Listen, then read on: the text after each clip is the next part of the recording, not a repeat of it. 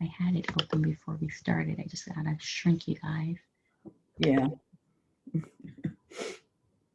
Figure everything out. Let's see. It was here. Where did it go?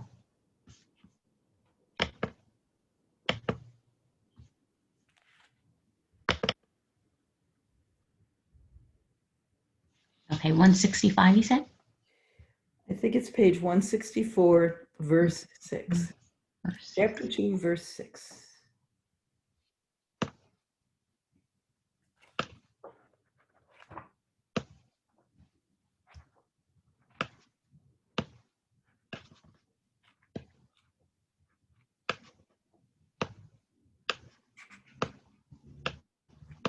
Okay, you could go ahead. I am 160.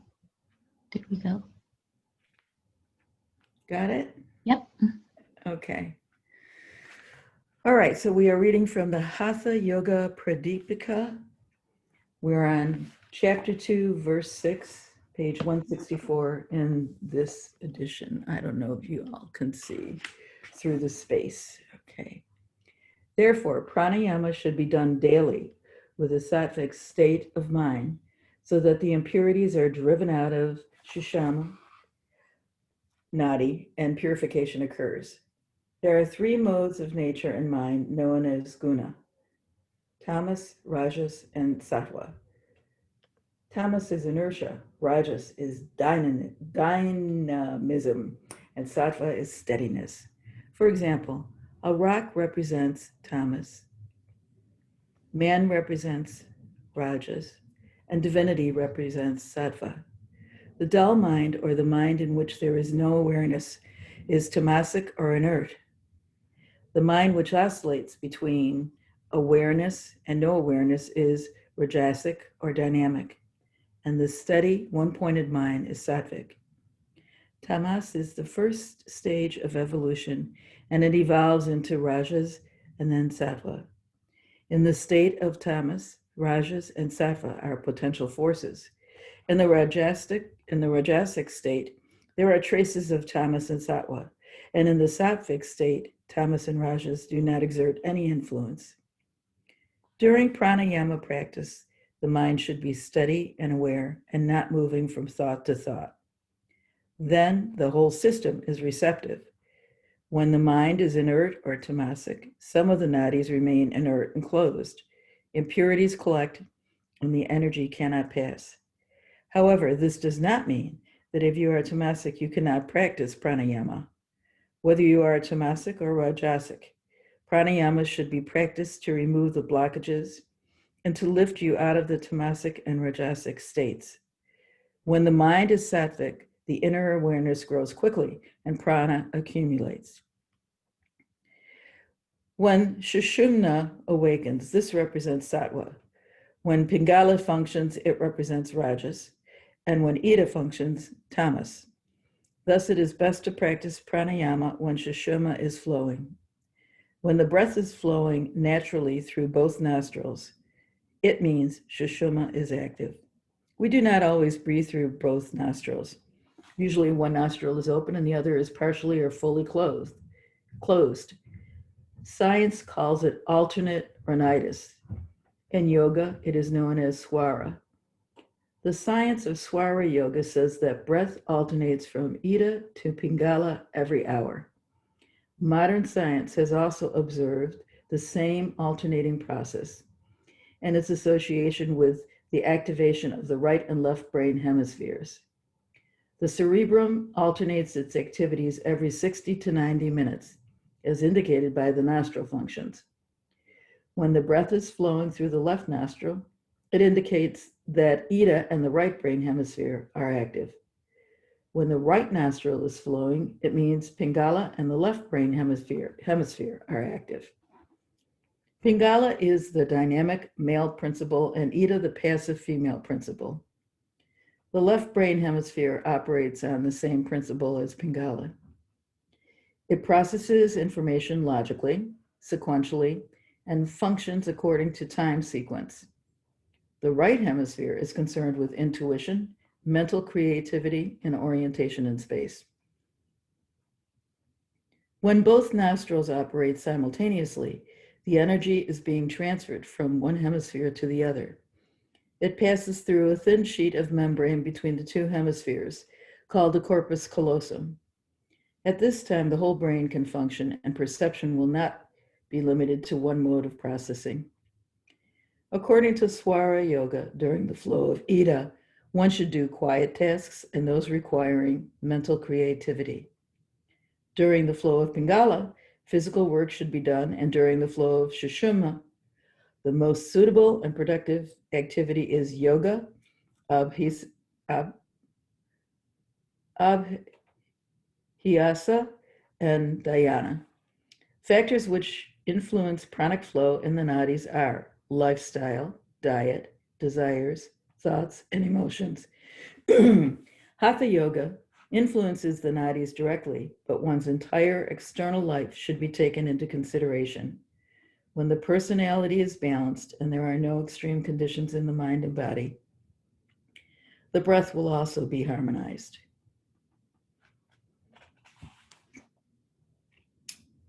Well, Pam, should I continue or? Do you guys want to pause and have any questions here? Or do you want to keep reading?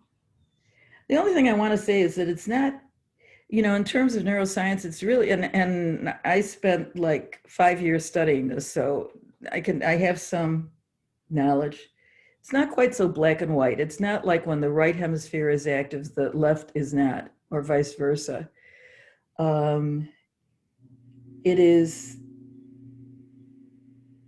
It's more that certain functions might be located in either the right or left hemisphere, but even then, there are reciprocal influences all the time.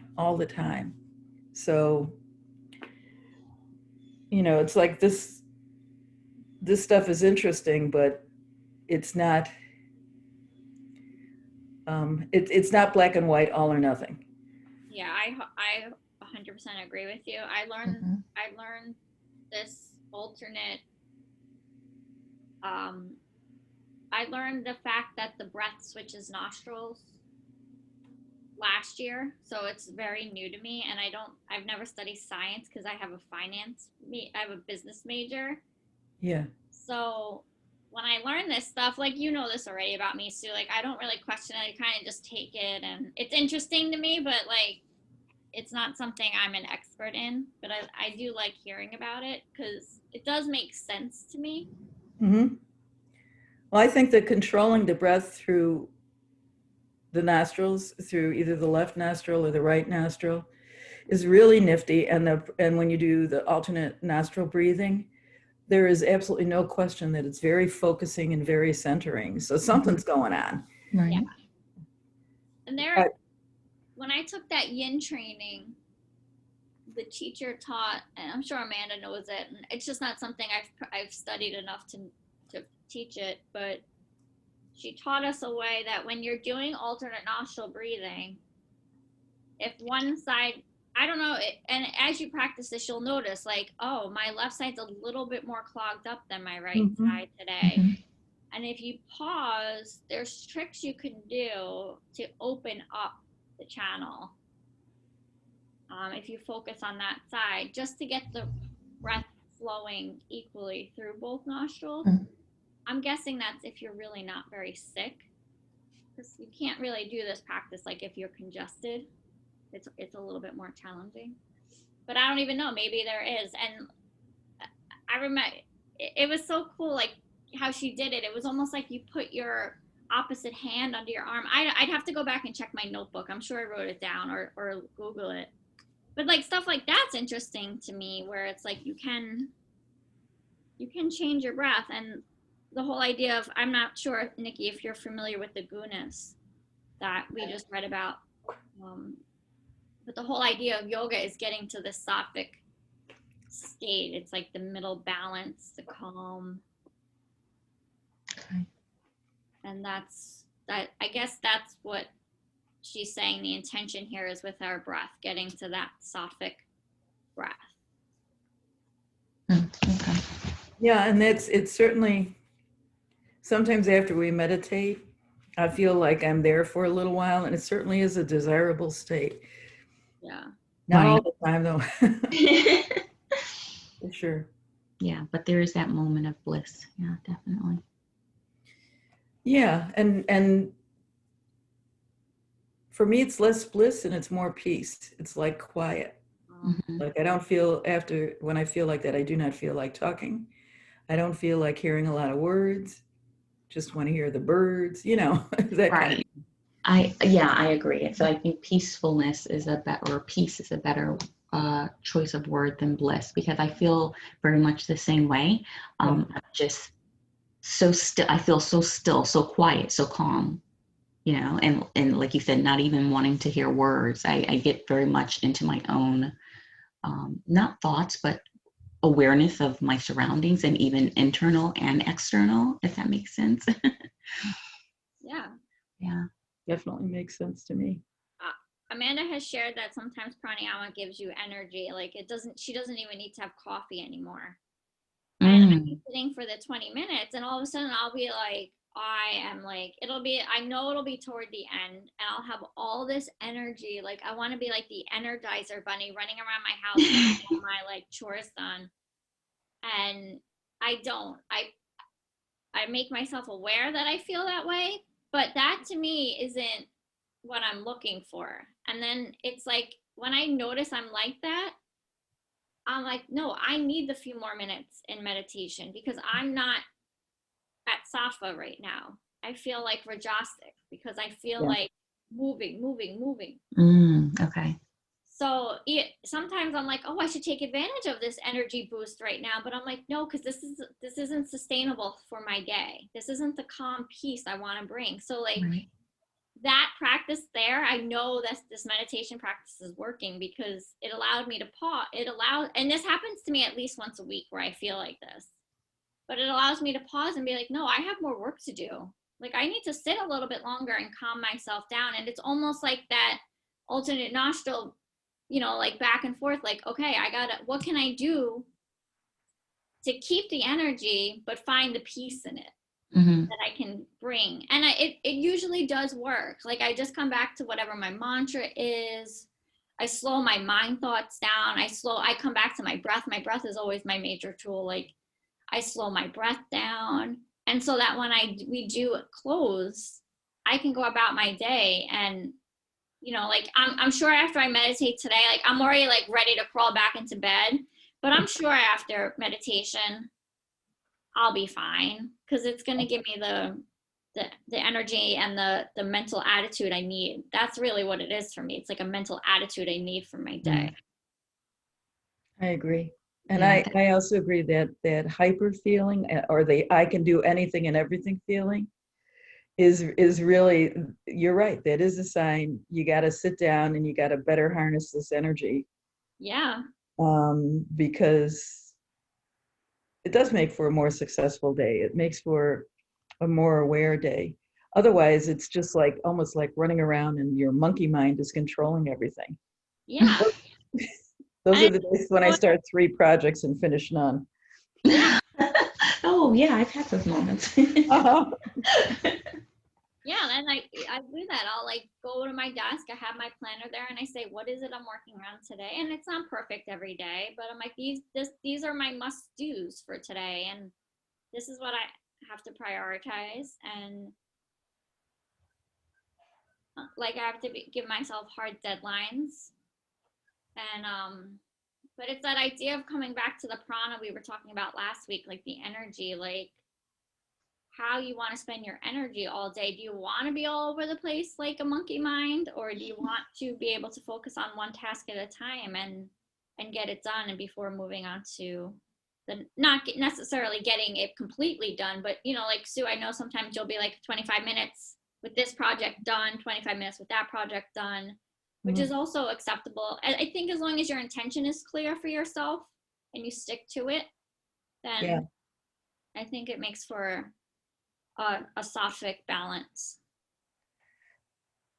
I agree. It leads, how can I say this? To me, again, it just leads to a more peaceful Mm-hmm. feeling. And it also, I find that if I don't go at things with a monkey mind frenzy, but if I go at it following meditation, I am more likely to complete the things that are most distasteful to me to get done, so that they do get done, because the things that are boring or tedious or uh, frustrating because they might be bureaucratically hemmed in or whatever, they're hard to do, even if they're not difficult cognitively or physically. They're hard to do because who wants to get messed up in that BS? But there are also some of the things that you absolutely have to do. Yeah, and if the things you absolutely have to do, you go in and you do them with a smile because you have to do them anyway. Like Yeah. that's a lighter feeling. Otherwise, you're heavy. That's more a tamasic feeling, and those are feelings we're trying to stay away from. They're of course they exist, but when you're aware of them and you can shift your outlook, I think to me that's a very aware practice that you have on your, because if you have to do it, you have to do it. You might as well do it like with a little bit of a positive spin on you, like fake it till you make it, really. That's really what it is. And sometimes it's sort of like, keep grinning, keep doing it, get it done. Yeah, and like practice the gratitude, honestly. Yeah. If you can find one thing to be grateful for and whatever the task you're doing, that is a huge practice help for me. I agree. Do you want to read alternate nostril breathing? Is it long? Well, it goes through different techniques.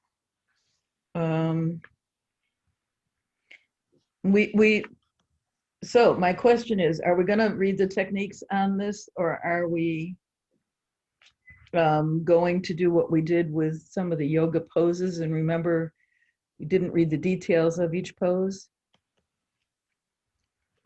We read the purpose of what the pose basically looked like, what the purpose of the pose was, and the benefits from it, but we didn't read the various levels of each pose.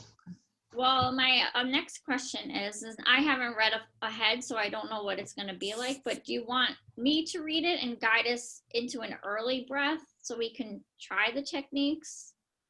I think that's probably the best thing. I'm not a yoga teacher, so I ain't guiding nobody, and I'm happy to follow you when you are a yoga teacher. You're my yoga teacher. And mine.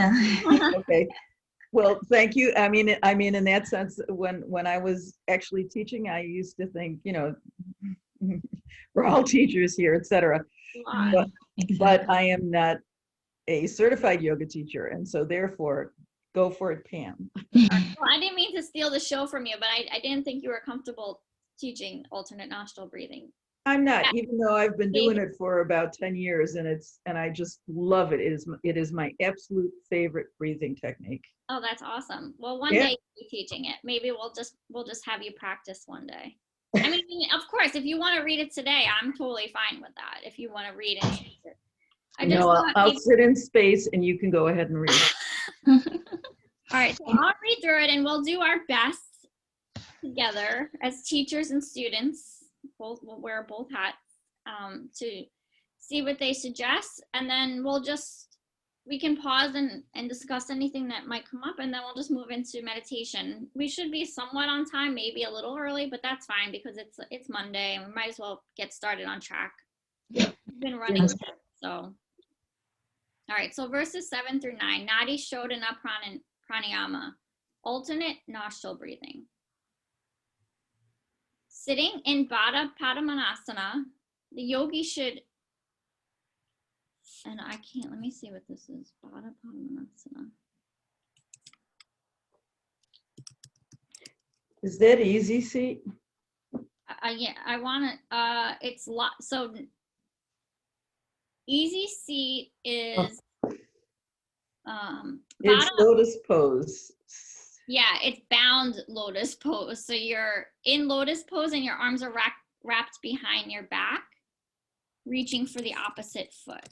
Yeah, well, that's not half. So for me, this will be sitting in easy seat. Yes, exactly. Or just sitting comfortably. I think they might even give lying down. I think because I was just skipping ahead. Yeah, great. So sitting in Baddha Padmanasana, the yogi should inhale through the left nostril and hold the breath to capacity, and then exhale through the right nostril. So when you're in Baddha Padmanasana, your hands aren't free. So they do have techniques for alternate nostril breathing where you do it mentally. So you just mentally inhale through the left, hold the breath to capacity, and then exhale through the right. I also enjoyed that alternate nostril breathing because you have your mind cannot wander because you're physically controlling what nostril you're breathing in and out of with your mind. Yep. Then inhaling through the right nostril, gradually fill the abdomen, perform kumbhaka, which is the retention of the breath at the top. Some people call it retention. I like to call it more like a pause. As before, and then exhale completely through the left nostril. So that is exactly how we typically do it, but we use our hands to help guide the nostrils. And the kumbhaka, I'm sure she'll get into it more. The longer you can hold that, the more prana you're gonna retain in the body. And she spoke about that a little bit before. But you don't want to hold it too long that you're going to pass out. It's not a contest. Inhale with the same nostril through which the exhalation was done. Hold the breath to the utmost capacity and exhale through the other nostril slowly and not forcibly. The first pranayama practice is Nadi Shodhana pranayama, alternate nostril breathing, which activates and harmonizes Ida and Pingala nadis. Shodha means to purify. Yep. In English, this practice is called Nadi purification pranayama. If you have never done pranayama before, in order to learn and practice it correctly, it is essential that you become fully acquainted with the natural breathing process first. This can be done by practicing the following technique. Simple breath awareness technique. And if you guys want to do this while I'm reading, you are more than welcome to. Lie down in Savasana and relax the whole body. Bring the awareness to the breath moving in through the nostrils, down the trachea, and into the lungs. Feel the lungs expand with inhalation, the stomach rise, and a slight tension in the chest region. While exhaling, feel the stomach drop, the lungs contract, the whole body relax as the air passes up to the nose and out through the nostrils. Let the breath be natural and practice for 5 to 10 minutes. So this to me is just traditional nostril breathing, just bringing breath awareness to how you're breathing.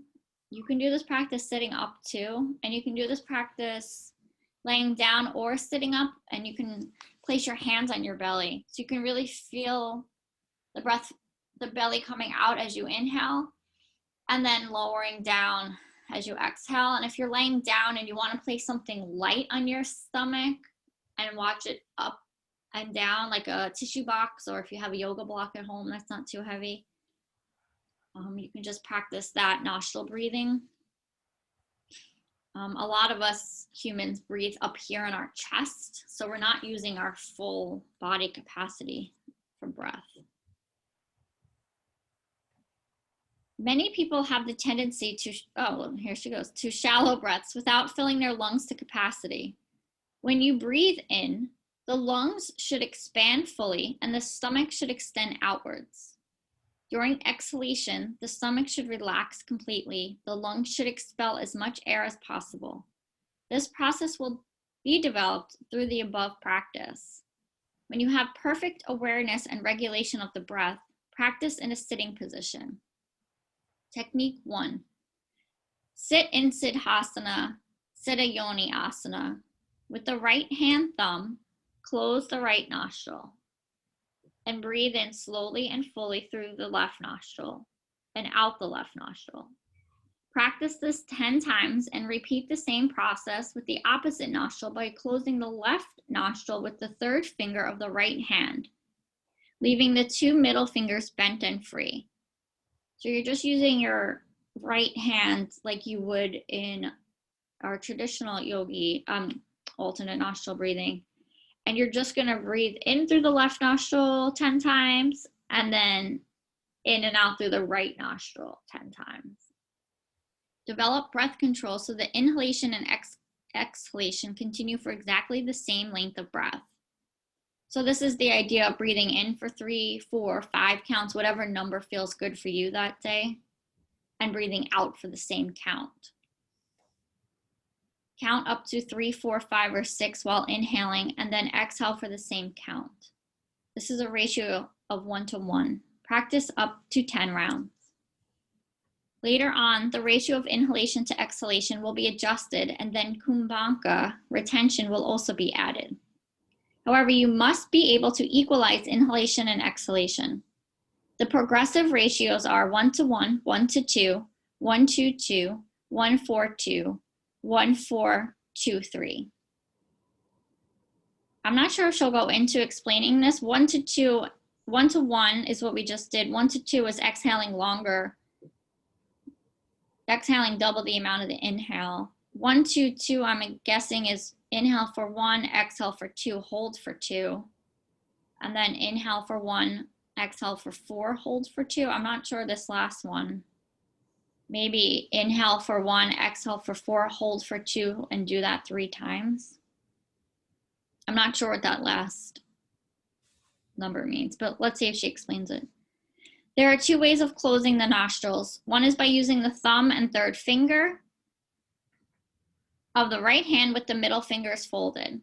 The second is by performing Nasagra or Nasigra Mudra, which is the first and second fingers are placed between the 2 eyebrows at the root of the nose.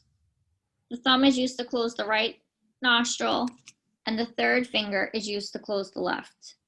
In either technique, the right hand is always used, even if you are left-handed at other tasks. I thought this was going to take us quicker to read. I feel like I'm reading too slow. Let's see. Technique 2. Inhale as in technique 1 through the left nostril, then exhale through the right nostril. Practice in this way 10 times. Stage 2. Inhale through the right nostril and exhale through the left 10 times. Practice 5 to 10 rounds. Then continue the practice for a few more rounds, making the inhalations and exhalations completely equal. Technique 3. Combine the 2 stages of technique 2. That is, inhale through the left nostril, exhale through the right. Inhale through the right and exhale through the left. This is 1 round. Practice 5 to 10 rounds. After these preliminary stages have been perfected, Nadi Shodhana with breath retention can be commenced. When the breath is being retained, both nostrils should be held closed so that the nostrils are slightly pinched. Press them a little above the lower edge and make sure they are sealed properly. The Garada Samhita says, after inhalation, hold the 2 nostrils with the thumb and the little and ring fingers, not using the middle and index finger, so long as the breath is retained. While practicing, be sure that the head and body do not tilt in any direction. If the right arm becomes tired, support the elbow in the left palm.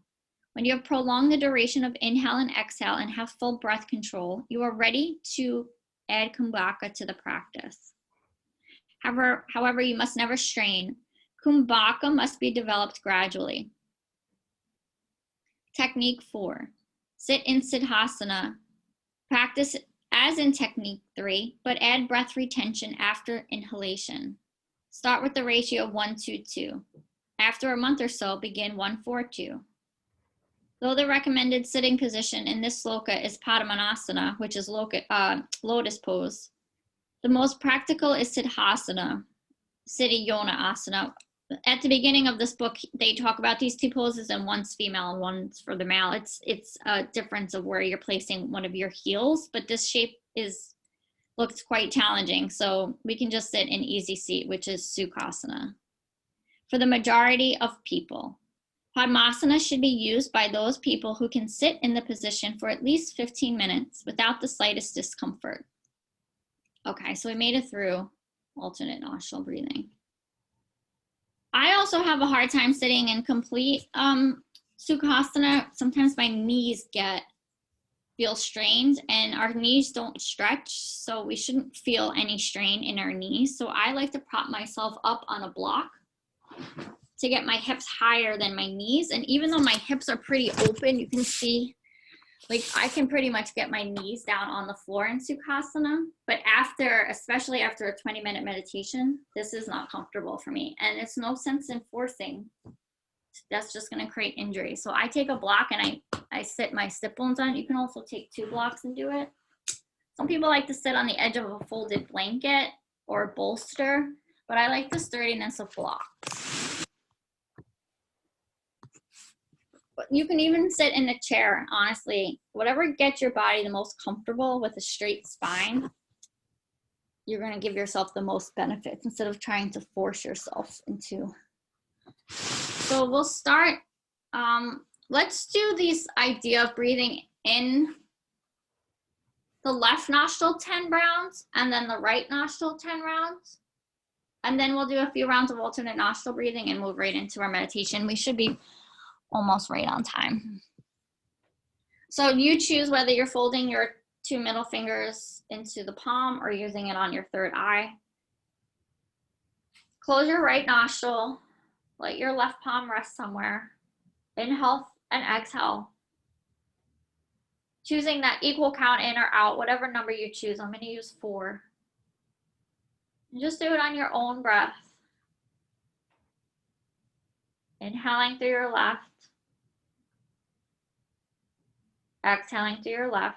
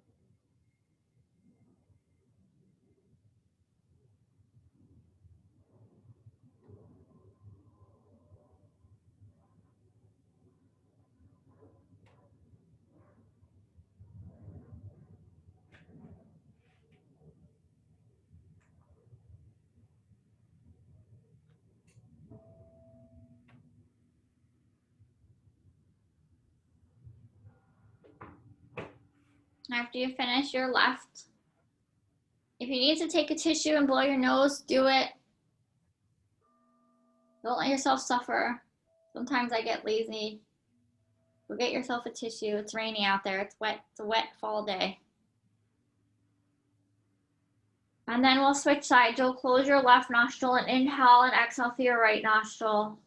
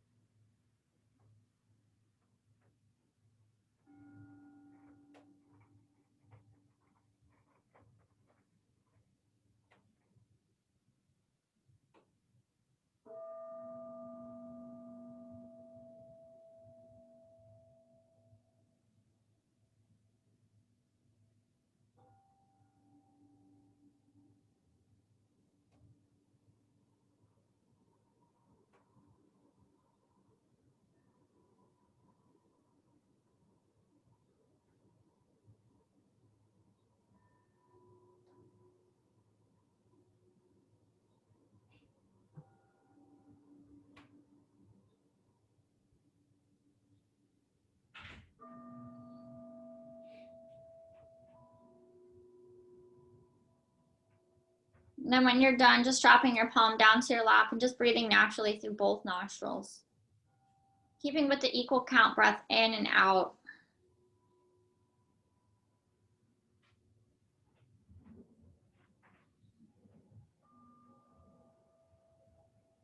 And then take our right hand back up to our nose, setting up for alternate nostril breathing. Closing right nostril with right thumb. Inhale through your left.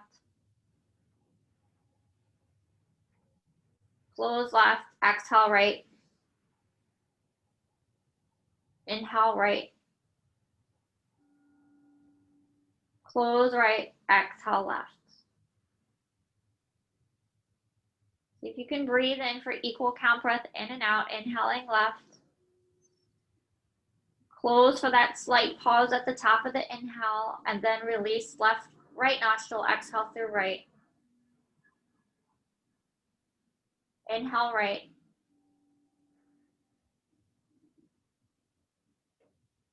Close. Exhale left. Moving like this on your own breath, your own count. If this is something you practice and you want to add the kumbhaka, the retention in, go for it. We'll do 5 rounds.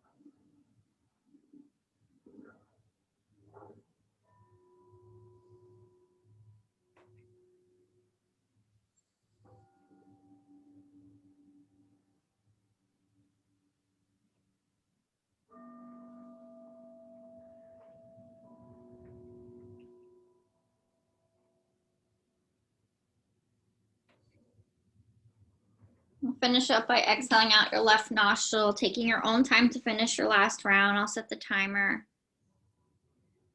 And set your attention for your meditation.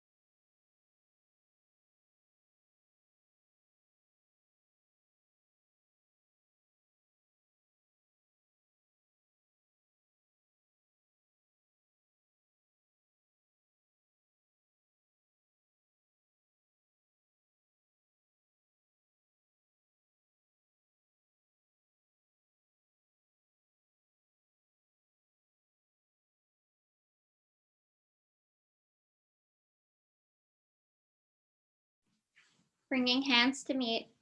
Namaste.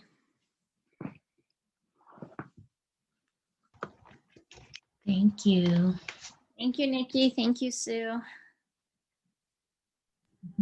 Thank you, Nikki. Thank you, Pam. Have a good busy day. Thank you both.